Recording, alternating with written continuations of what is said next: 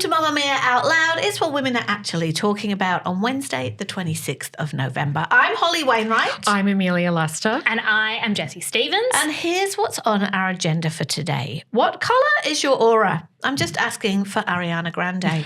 Also, school reunions. Who are they for? Why do we go? Amelia went recently and had a realisation. And the women quietly quitting their husbands. But first, Jessie Stevens. We are entering into the social season.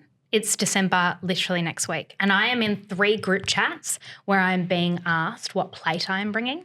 And I have discovered that at 34 years old, I need a plate.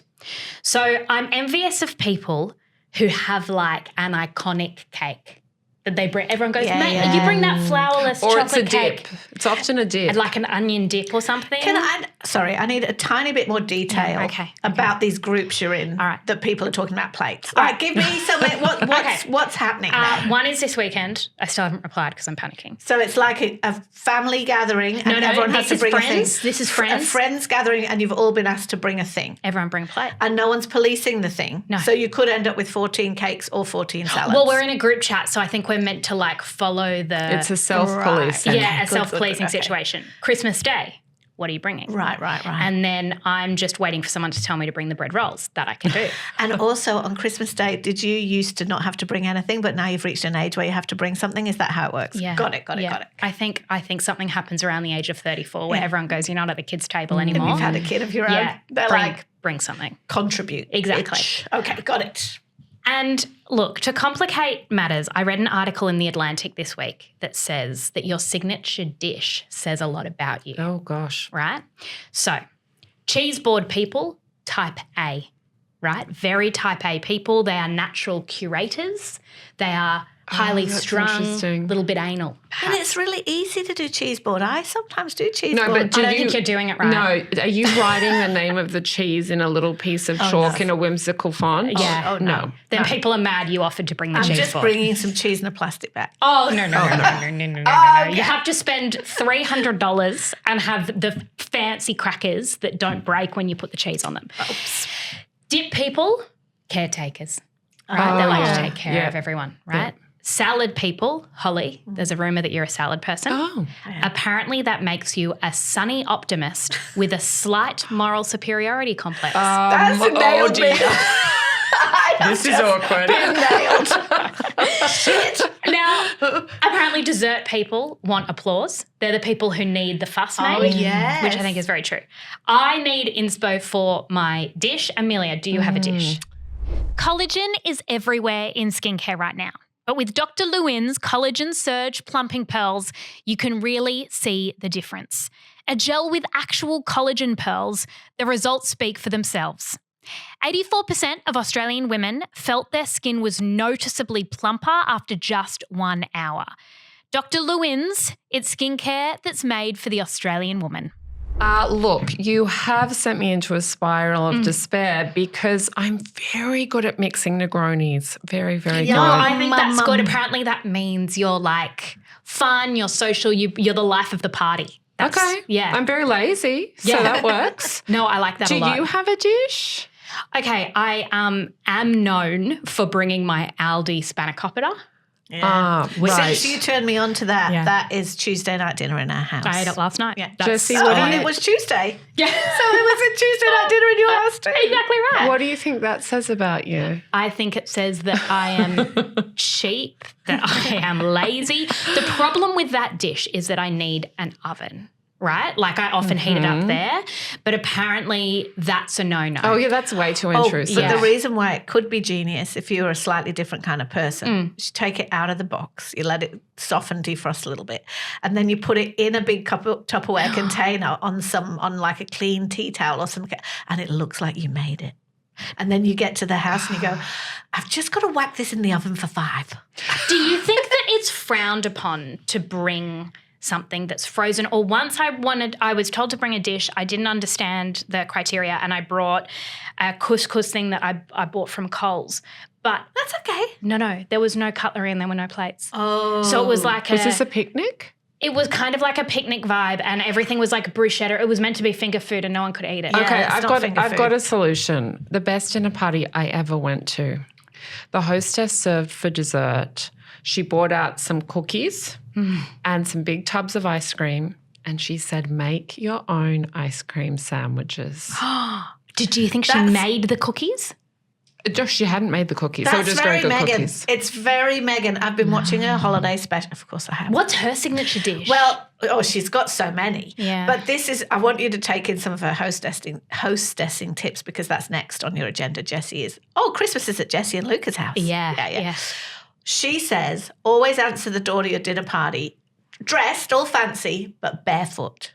Because that suggests, I'm not quite ready. I'm a little bit with an loosey-goosey. apron on with a bit of flour on it. It makes like you're all dollied up, but you haven't had time to put your shoes on. So it puts people at ease. Yeah, right. And then she Well, suggests, except for Princess Kate when she showed up Yes! and Megan had done exactly that. now also- it makes perfect sense, It also right? signals signals to people, I want you to take your shoes off. It makes an awkward thing about whether or not they... She was like, or as you've just said, put an apron over your evening dress. I love it. Anyway, but she also says that you should do things like that. Cookies, ice cream, or, like lay out people's breakfast. Like, here's some yogurt, here's some fruit. Because people like to make their own things the way they like them.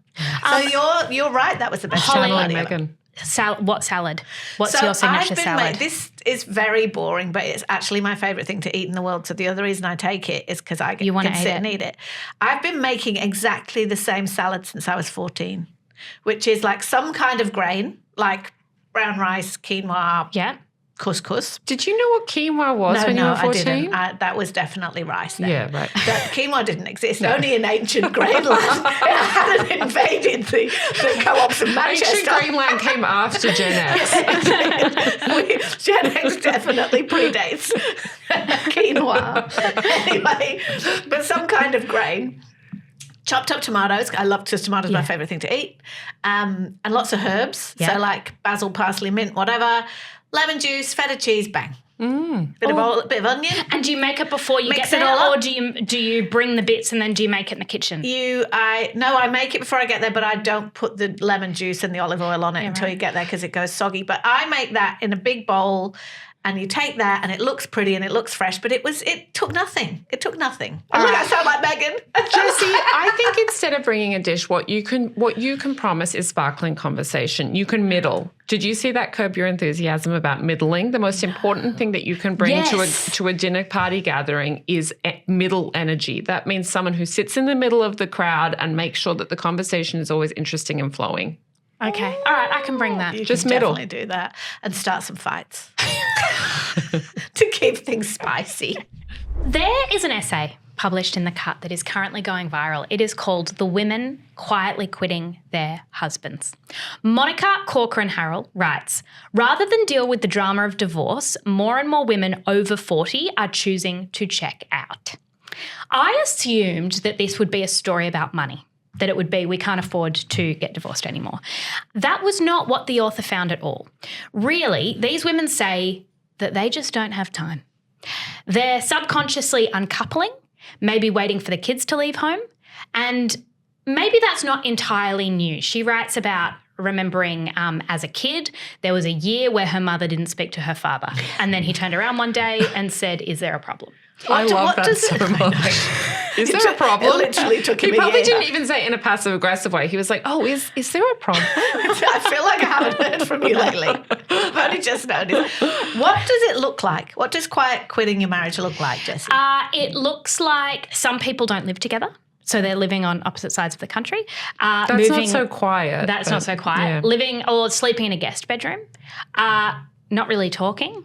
Definitely not going out together or anything like that. Some There's an people open it up. There's an anecdote in there about how, again, the author's parents, she remembers that she would have to go to her dad on Saturdays and say, do you have any dry cleaning? Mum's about to go.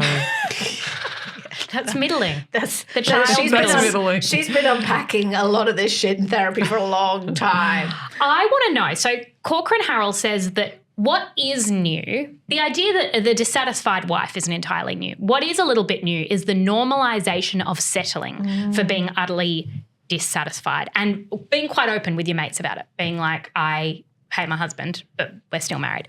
Holly, is this a phenomenon that you've noticed? I thought you, Holly, do you hate your husband? You've interviewed a lot of midlife women.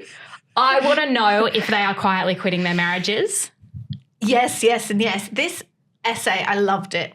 I loved it because it was very real, even though it kind of dwells in this because it's American and it's quite, coastal and all those things. But there is so much truth in this essay. There's so much truth.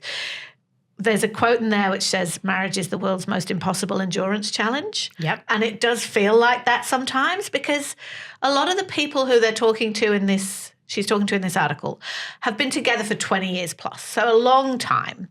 And, we all know it's so well documented. Desire wanes, we're attracted to new stimulus, like all of those things are difficult. There are a lot of these people will have been through raising kids to a point at which they're not so desperately involved and bonded by that activity anymore. So that gives you a new, sort of space to be apart from each other, literally. And people who they like each other fine, not all the people in this article do, but they're kind of like, I'm just done with pretending that I want to watch your TV shows and I want to listen to you talking about golf or whatever it is. I want to live my life now. And that is an incredibly common midlife experience. And I interviewed this woman for the last season of Mid. She's called Monique Van Tulder, and she had written a book called The Grown-Up Gap Year. And her story wasn't typical because, there was a certain amount of privilege involved that she was able to literally leave her marriage just for a period of time. But what drove her to that point was all the things I just said. Her kids had got to a teenage point where she'd kind of got them through the HSC and, they seemed like they were still living at home, but they didn't really need her. Her husband was not abusive or awful or anything like that, but he was very caught up in his job and his life and his stuff. And she was just like, I'm just done. And so she left for 3 months and went to live somewhere else and went to travel around and waited for them to notice, basically, waited for her husband and sons to kind of go, where's mum? Where's mum? And it took them a while to notice. And then she said when she worked her way back to the relationship, which she did, she said the marriage and the relationship has never been better because they've kind of reestablished boundaries and rules that pushed her to that point. But what was interesting to me is over and over again in that conversation, she kept saying men need to understand that to avoid an expensive divorce, they need to X, Y, Z. And I think that that's a large part of this is very often men are blindsided in midlife. They haven't really noticed that their partner is kind of totally looking at everything out and deciding whether or not they want to keep going like this or not, and they haven't really noticed. And by the time the woman comes to them and says, hey, sometimes it's too late, and sometimes it's not, whether or not you can remodel that. But the other thing that is interesting about the quiet quitting, I think there are lots of interesting things about it. I think that on one hand, it could be a season. So just like quiet quitting your job, you might be in the same job for a long time, but go through a period of time where you're just like, and you need something to happen to reinvigorate it. The logical answer isn't leave your job. It's that maybe you've quiet quit and then maybe you lean back in. And I think that can be true. But the other piece is that leaving, even if you can afford it, even if all of those things are true, is incredibly brave and difficult and upends your life in all kinds of ways. And not everybody is up for that. So one question that I had reading this is what's new about this, that instead of staying together for the kids, it's more about the fact that it's just simply logistically too complicated and that people don't have time. Because this is a generation, broadly speaking, Gen X and elder millennials, who had a lot of trauma around parents divorcing or not divorcing, as the author's case may be. And then have they decided that instead of staying together, they've just decided that it's logistically too complicated? Yeah, and is this... What's the difference, I guess?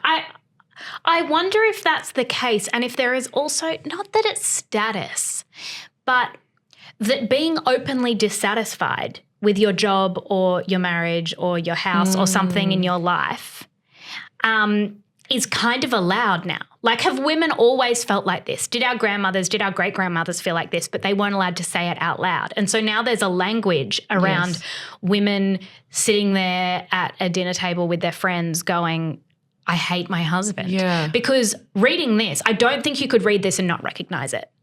And my question was whether or not it's a gender thing. Is it that there's something going on with men that they don't have the friendships entering midlife, that they are not strengthening the muscle of communication, that women feel lonely because they don't have someone to talk to? Or is this a dynamic that men and women are both responsible for? I think that men also quiet quit their marriages all the time. Right, me too. And one of the quotes in this that I pulled out because it was so familiar to me in a lot of people around me and women I talk to was that for women, this quote was, passivity came up again and again in my reporting, she writes. Husbands tune out their disenchanted wives like Charlie Brown deflects the monotonous drone of his school teacher. Which is such a good, like, where.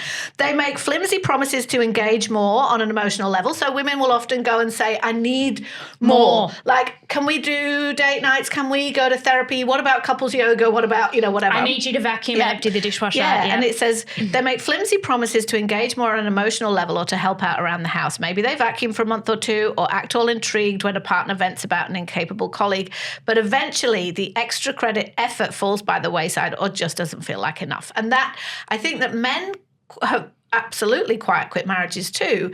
And then maybe they're having affairs, maybe they're not. A lot of this isn't really about sex. It's more about the compatibility or not of living with one person for a really long time. And I think that the question of what's new is I wonder if it's about expectation. Yeah. Because anyone who's been in a relationship for a really long time knows that, of course, not every day you jump up and go like, oh, my God, I love our life together and you're the most interesting person in the world and all those things.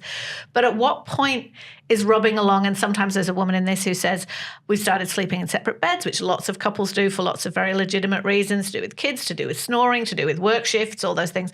And then suddenly it's like, when the kids go to bed, I go to my room and watch my shows, and he goes to his room and watches shows. And then suddenly you realize you've had 6 months of that. And it's like, I think that the idea of the expectation of like what's okay to settle for, in inverted commas, is a conversation we're more ready to have. And the answer to that will be really different for different women. And is it a rebellion against this push of marriage is hard, marriage is hard? We grew up, I think, millennials and Gen X grew up with it is something you need to work at. Like it was all about labor. And I wonder if there was an interesting passage that sort of said marriage isn't hard, it's actually really easy because you get married, you get presents, you go on a honeymoon, it's lovely. And then there's no performance plan, there's no manager, there's no boss that comes in and says you guys are doing a bad job. You can just settle and stop talking and be rude to each other if neither of you want to leave. And so I wonder if it's just going, is marriage an adjective or is it a verb? Are you married? Full stop. Or is it something you need to do? Kind of like parenting. Yeah, exactly. It's interesting that you said that men quiet quit too. I hadn't really thought about that because my first thought reading this was that men don't quiet quit marriages, they loud quit marriages. So you think about like the stereotype is sort of, compare Jeff Bezos and Bill Gates, right? Jeff Bezos loud quit his marriage and now he's still loud quitting his marriage with his new marriage. He's flaunting his wealth. He's traveling the world with his new wife, making it very clear that not only does he have, somehow he has both big divorced energy, but also loud quitting and now getting remarried energy. Bill Gates is a different example. Melinda Gates French, now Melinda French, has talked about how she felt very alone in the marriage, that it's very clear she initiated that separation and divorce. And maybe Bill Gates quiet quit that marriage. Yes, I think that's absolutely true. And I think that even in the stereotype a more like domestic stereotype of a man going like, she's always on at me about something. Yeah. And like he just wants this quiet life of like, just leave me alone. Yeah. That is quiet quitting. Yeah. He's quiet quitting. He's like, this is fine for me because I just get to do what I want, really. Which is also stonewalling, which is the word that means, they talk about the 4 horsemen that lead to the end of a marriage, and it's criticism. And this is a dynamic that's sort of brought up in the article where someone just ends up stonewalling and going, I'm not going to respond, I'm not going to engage. When you start talking, I get distracted and I walk out and mow the lawn, whatever it is. And I think that quiet quitting is a mixture of all of those things, because the other one, of course, is contempt. And they say that that's the biggest predictor of divorce. And you can tell with a lot of this, it's like they don't want to be mean to each other. So it's like you totally disengage. If you still really like the person, but it's just there's not like your marriage isn't that much of an exciting thing.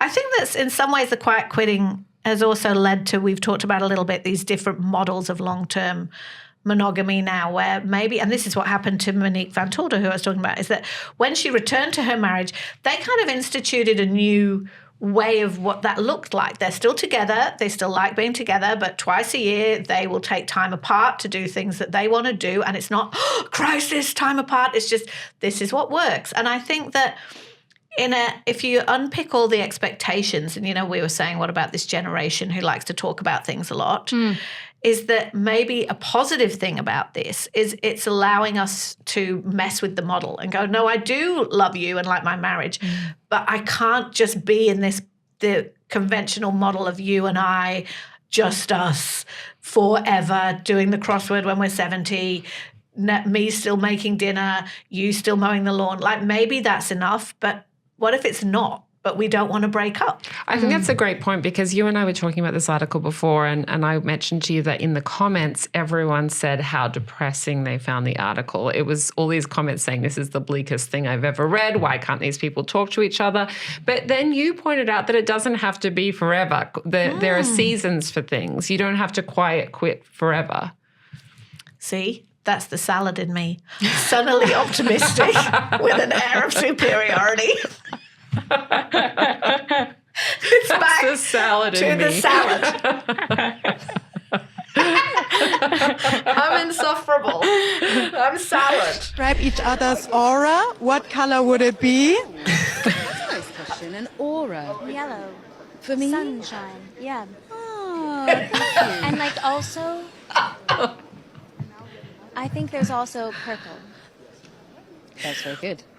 It's a. No. No, go on. Not purple. Not the color purple. No, I don't mind it. Did I just say that Cynthia Erivo's aura was No, purple? but I think it's quite lovely, though. Okay. I think that's right. I see like a ciel bleu. Like aqua.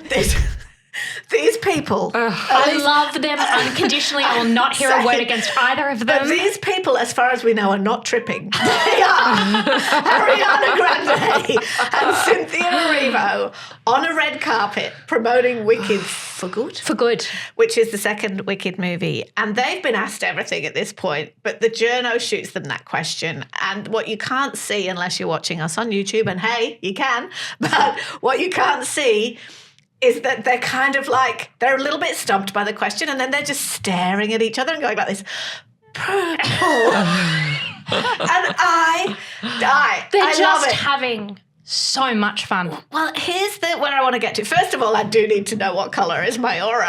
Yours is like... Right now it's red. Fuck off. It's the colour. Jessie's aura right now is the colour of fuck off. That's what it is, which I think is red. Anyway, I want to talk about this press tour because, as we know, we all lived through this last year. We lived through We lived through it. We enjoyed an it. enormous onslaught of publicity around the movie Wicked. Ariana Grande and Cynthia Erivo, you would have to be living under a rock not to have seen them holding each other's fingernails, fixing each other's hair, making each other cry all the time, and spawning a million memes about some positive, about girlhood and solidarity, and many, many more like, what the fuck is wrong with these people? They're now back for Wicked 2, and they're doing the same thing. And again, the memes are here. This is so irritating, blah, blah, blah. But this movie is huge. I was rolling my eyes, and I think I'm rolling my eyes about how did they break this movie in two? Like, it was 14 hours long, the first version, and it's never going to work. Of course it worked. This movie is opened bigger than the first one. It is going to be, no question, one of the top 3 or 4 movies of the year. So we obviously love this. So my question to you two is, are those two playing us? Is this an act? Is this part of the press tour shtick? We don't love it. Just because it's the number 1 movie, it doesn't mean that we love it. I think this is a classic example of how the attention economy is changing how we consume stuff. I find their whole shtick intensely irritating, but this movie is very much on my radar and I will watch it shortly.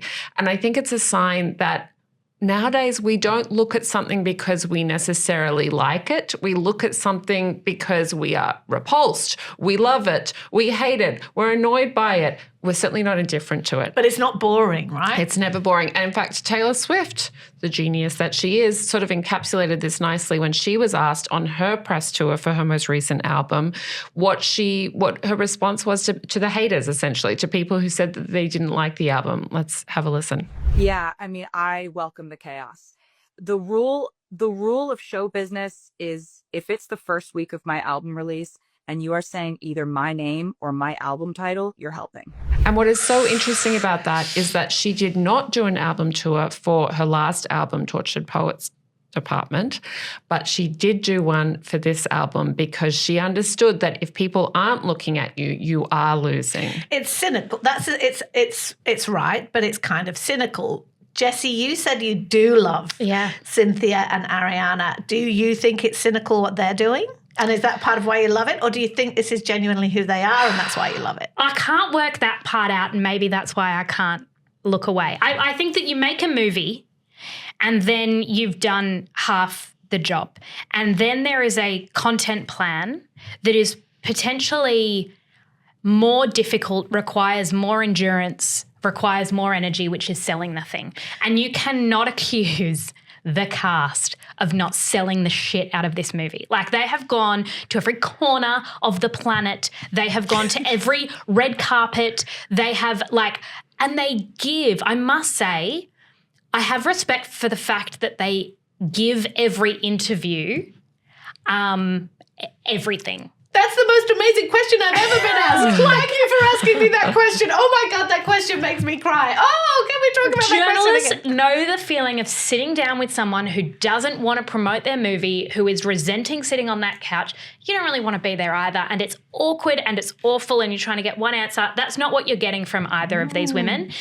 And clearly the theme or the vibe is girlhood. So the fact that we're all a bit turned off by it or find it, slightly cringe or whatever is because it's not for us. It's not for adult women. They're not behaving like adult women. I find it cringe because it feels like they're just trying to sell me something and they're dressing it up in this incredibly disingenuous shtick. I just think that they're in character. And so it's like they're completely in character and they're sitting there touching each other. I also wonder if this is how women have to behave to basically not fuel feud rumors. Yes. Do women have to literally be licking each other's faces in order for people to go, I think they might like each other? Because this movie couldn't have feud rumors. It needed to be that they are best. They are described often as best friends, which is ridiculous. It's interesting you mentioned that feud because there was a scandal around the first movie, which is that Ariana had recently taken off with a married man. Yeah. And so maybe that's why they really had to lean into the saccharin. She had to be a girl's girl in order to, because this is about getting 10-year-old girls or kids to convince their parents to go to the movies. It's funny because I'm not a wicked person, as in I'm not in the law. I had never seen the musical. I'm not in the law of it. I didn't really get it. And although I find it very enjoyable watching them, when I actually did watch the movie, I was surprised that it's much edgy, Ariana Grande's character in that movie, the glindiness of it is it's much edgier and a bit bitchier and everything than you would imagine, which was great. I loved it. Well, I didn't love it, but You watched it. You bought I a ticket. watched it. And what I mean is that I think in some ways the press tour misrepresents that. But then I guess that most people do understand the law to a point. I wanted to pick up on something you said. You're so right, I think, about like, do women have to behave like this so that everybody isn't just checking to see if they're side-eye or competitive dressing or whatever. But now savvy studios are spending almost as much on the marketing tour as they are on the movie. So these two movies cost about $300 million to make, and the marketing campaign has cost $250 million. Wow. So they recognise the importance of that. And we could name several movies lately where the press tour has been as big as the film. And I wanted to play you this bit from one of my crushes, Timothée Chalamet, who is revving up to promote a movie that drops on Christmas Day called Mardi Supreme. Now, in the context of this, the only movies that are doing well at the box office at the moment are family movies. So the top movies of the year will be Minecraft, Lilo and Stitch. Yes, Lilo and Stitch. An amazing animation called Nizar 2, which has taken billions of dollars. Everybody loves family movies, but other movies are hard to sell. So, for example, One Battle After Another came out. It's going to win all the Oscars. It's got Leonardo DiCaprio in it. Meh. Like, that people aren't really going. Right. The F1 movie, that did go well. That went in the top 10. Yep. And so that and Mission Impossible are the two blockbusters that aren't family that are in the top 10. And the only outlier is the amazing horror movie Sinners. But so Timothy's revving up to promote Mardi Supreme. It's a movie about a ping pong champion. It includes a dalliance with Gwyneth Paltrow. So there's going to be a bit of fun in it. But he is a savvy man, because I think, to your point about the attention economy, Amelia, if you're in the old days when movie stars promoted their movies, they were kind of like sitting there like, oh, weren't they? Like, as you said, Jessie, I hate talking. This is my least favourite part of the process. But digital natives understand the attention economy. So this is a clip of a TikTok that he dropped recently that is of a skit of him talking to his marketing department about Mardi Supreme and the stunts they should do. And obviously it's fake, but it's very funny. And rain ping pong balls, Mardi Supreme branded, rain ping pong balls on everyone. I love that idea. Yeah. I do too. funny. I think one thing we'll have to kind of take into consideration is just the safety hazard. Yeah, exactly. Something we'll think about. Yeah, and I don't want to put anybody in an unsafe condition too, but I also don't want to be too safe about putting out this movie. You know what I mean? If it's a difference between, you know what I mean, someone losing an arm putting out the movie, but someone gaining an arm intellectually when they see it, I'm a fan of the latter. So they're already doing their pre-production shtick about what the press tour is going to be like and the PR is going to be like before it happens. Genius, right? People are already talking about it, sharing it. And you're right that it's generational, because remember Julia Roberts had a movie out this year and that movie flopped. And I remember that during the press tour for that, she was quite sullen at various points and was pushing back on questions that were given by interviewers, did not want to be there, made that very clear. But even the big movie stars can't afford to do that anymore. And they know that it's not even about, because, you know, Ariana Grande and Cynthia Erivo both went on long-form podcasts as you do. They went on every morning television show, whatever. They know, though, that what they need is a 5 to 10 second viral clip. And they deliver. And that's what Timothée Chalamet is doing there too. So the other viral clip has been the Singapore red carpet. Did you guys see that? Yes. And then the Australian guy ran on and almost like went to grab Ariana Grande. It would have been genuinely scary.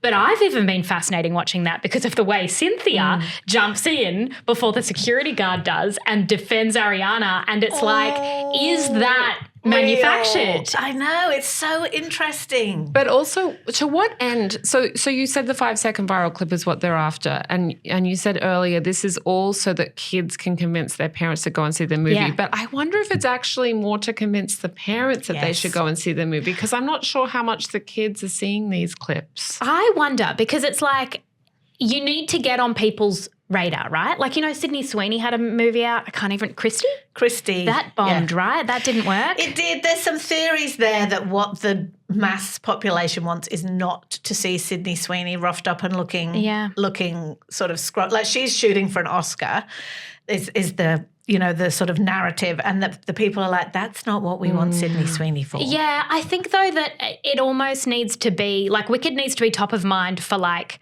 multiple generations. Like it needs to be something that your kid wants to see, that you want to see, that you'll go and have a family experience. That's so true. And the cinema has become within families like a cultural communal experience where you then walk away and discuss values. Like it feels like something that's a really important thing to do. Also, I think, which is ironic because it's about little screens versus big screens, but taking your kids to the movies feels like a wholesome family activity. It's because you're all watching the same screen. You're sharing it. And if you take your kids, you don't need to pay for a babysitter, which is why I didn't see the new Paul Thomas Anderson, because it was 2 hours and 50 minutes long. Exactly. So did this press tour thing start with the Barbie movie? Remember Margot Robbie's famous outfits by Andrew Murakami, styled by Andrew Murakami, different for each city that she went to, created a lot of buzz. Is that where this all started? I think that was a large part of it because the press tour dressing has become a big deal. And you've always said this, Jessie, is that people get very excited about what people are or aren't wearing on their press tours, but it's about character and it's about linking it to the brand, because Timothy, my mate, and I need to stop talking about him, and Zendaya, when they did June, which was considered a really great press tour, and there wasn't scandal, but they dressed in these really weird sci-fi-esque outfits, and so that gets you everywhere. Of course, you can't talk about press tour drama without talking about It Ends With Us.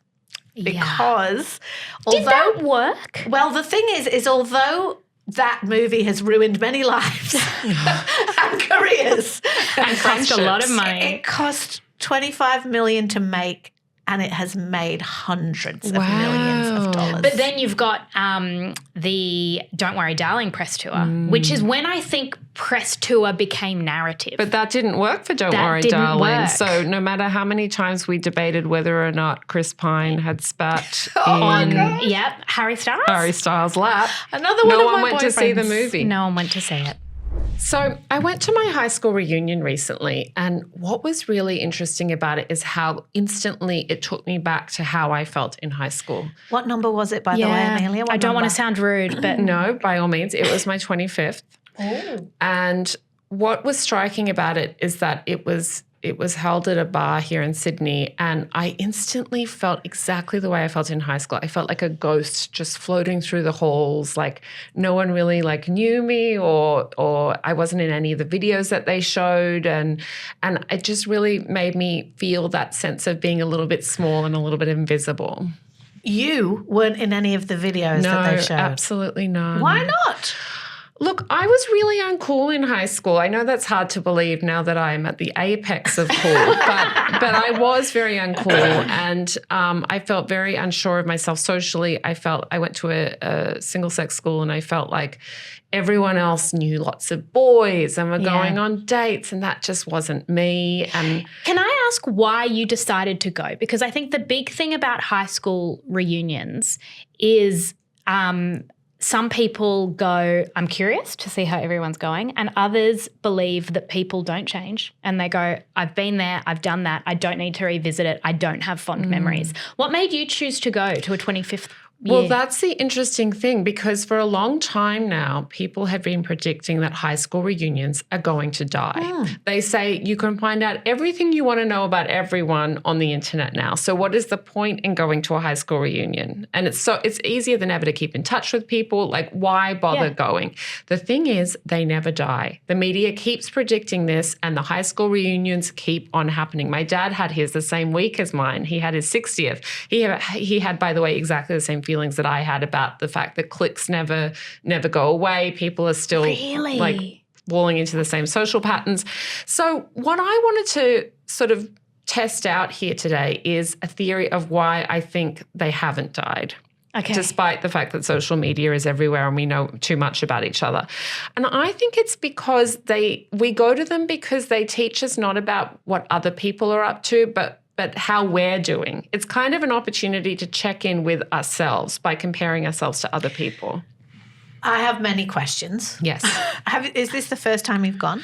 No. So I've also been to, I went to university in the US, and reunions for university, there are a huge deal. So I also went this year to my 20th university reunion in the US. Ask me anything. I'm kind of a reunion expert. You enjoyed that more? I enjoyed that more, yes. Jessie, are you a school reunion person? I would go, but they just don't organise it. Well, so these are some of the questions I have. Who organises school reunions? I think it's meant to be, The cool people. That's what I was wondering. The people who are doing well. Yeah. Surely this influences it, because I don't really come from a culture of school reunion. Maybe it's not a big thing in the UK, or maybe I just went to it because private schools are much bigger on school reunions than public schools are. In fact, some private schools have like alumni departments that do things like this. Yeah. To be clear, I went to a public school, and this was just the cool girls at my public school. So that's what I was wondering, is like the people who organise it probably set the tone a little bit, don't they, in terms of who's in the videos? Yep, they do. Yes. They do. All that kind of stuff. And also another thing I noticed is that outliers, either people doing exceptionally well or people not doing so well, don't show up. Yeah, it's the people in the middle who are like, yeah, I mean, my life's okay. They're the people who show up. So do you? For that, so I guess the stereotype is, as Jessie says, that we go to reunions or are interested in them because it is comparison, as you've said. So do you have to, before you go, like provide a little bio, like I'm Amelia Lester, I work in media now, I'm the flip. Like, do you do that so everybody knows, or is the whole evening just people going up to people and going, did you get divorced? What's your job now? How much money have you got in your bank account? Like, okay, so this is an interesting thing, because in an American context for universities, you write in a little thing about how you're doing in advance of the reunion. And for my university, it's called the Little Red Book, and it gets delivered to your house a couple of months before the reunion, and you go through it and you look up all the famous people first and you see what they put. And generally, to my earlier point, they don't send anything in. Yeah. And then you look up all your ex-boyfriends who you know are doing disastrously, and guess what? They haven't sent anything in either. So it's the people who are just like, I got a mortgage, I got a pet, I got a kid. These are the people writing in. It's the kind of people with the more quote-unquote normal lives who tend to be more willing to put themselves out there. Do we take partners? No. This is interesting too. In an American context, you do take partners. No. In an Australian context, you do not. And the way this changes the dynamic is that I think this is why reunions in Australia tend to be more cliquey, because everyone in that room theoretically knows each other. Whereas if you have partners there, people feel like, well, half the people in this room don't know anyone, so I may as well get introducing people, I may as well mix. The thing that was striking at my high school reunion is that no one mixed. You basically just hung out with your friendship group from high school. Oh. Which brings me to my big surprising revelation from all this is that not only did I learn about myself from this reunion, and it helped me get in touch with how I felt in high school and how that influenced decisions I subsequently made about my life, it also really strengthened my bond with my high school best friend.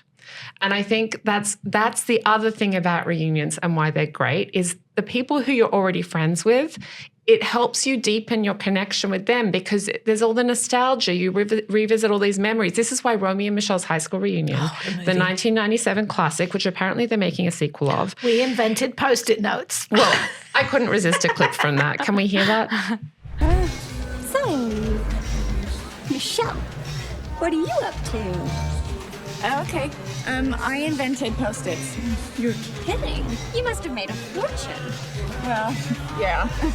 I love that movie so much. Apparently Gen Z love it too now. And that movie is all about celebrating a friendship that has stood the test of time. Not only do you learn about yourself at your reunion, it really deepens your friendships with the people that you were friends with in high school. I have a friend who's still a very dear friend of mine who I was very close friends with in high school, but we really just had a fabulous time like revisiting memories together, which is why I think Romy and Michelle's high school reunion is such a great movie and connects with so many people. Because a lot of our narratives about high school probably aren't true. Don't you think? No, and they're very egocentric. And I wonder if there is something about ego that is brought out with high school reunions. And I was reading this article that said, it was a psychologist saying, there is a time of year when my office is full of people who sit there for an hour talking about whether or not to go.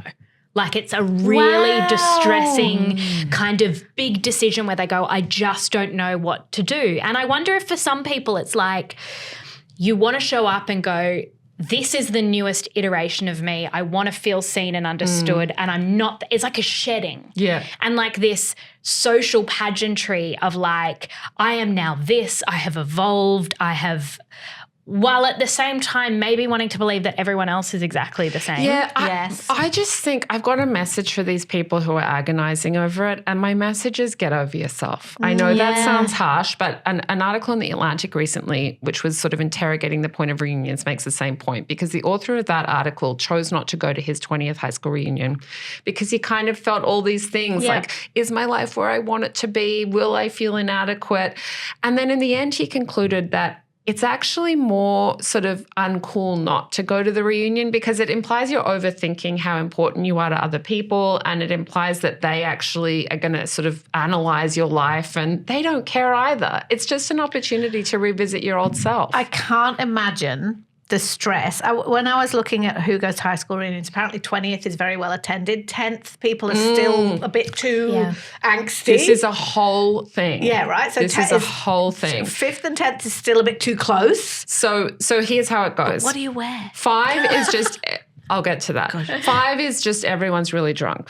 Yeah. 10 is the worst. 10 is the because worst. at 10, everyone is still so caught up in comparing, and it's that point at which everyone's lives really start to diverge. So at my 10th university reunion, I left it early. I was so miserable, and I just felt like I wasn't at the place in my life where I needed to be, and I was comparing myself to other people and feeling inadequate. There was someone at my 10th university reunion who had founded Airbnb. Mate, you just your problem is too doing too better high. than I was. Yeah. 15, that's when the shit starts to hit the fan. Because, and that's interesting. And by 20, someone said to me at my 20th university reunion, everyone here has been through a humbling experience. Yes. And it's true. Whether it's the death of a parent, infertility, problems with children, divorce, so many things happening.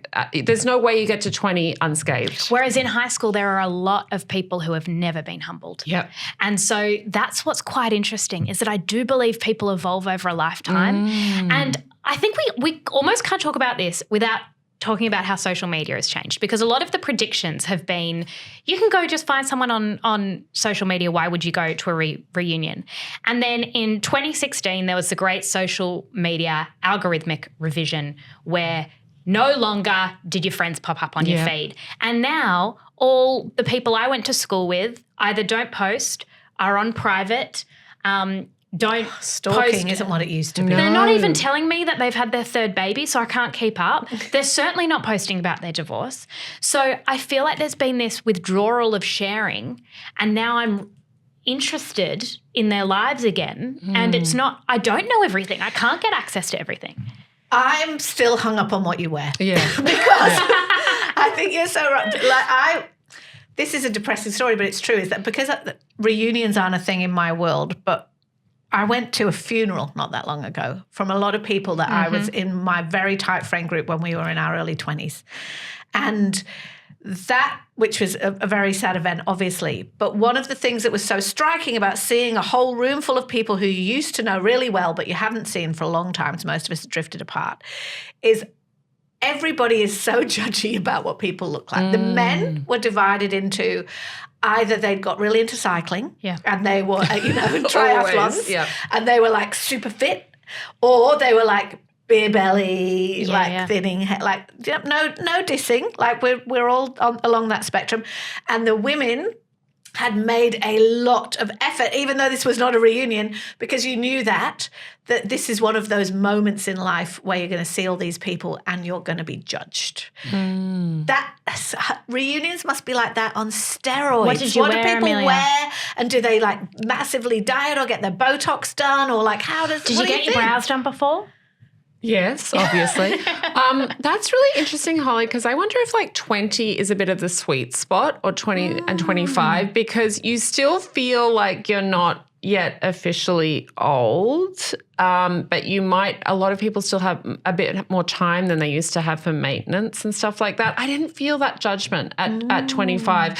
In any case, I wore a Farm Rio cocktail dress. I think cocktail dresses are great for occasions where you want to impress, but you don't seem like you're trying too hard. But maybe throw on an apron. I don't know. What would Megan do? Like Megan, she'd be wearing a $22,000 ball gown. And Beffy? I'm surprised that Amelia didn't wear a tweed skirt.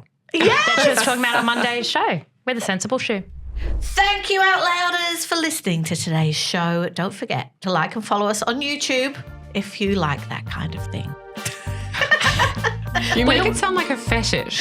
We don't need to shame people who just want to see our amazing makeup techniques. Watch us on YouTube. We are there. Bye. Bye.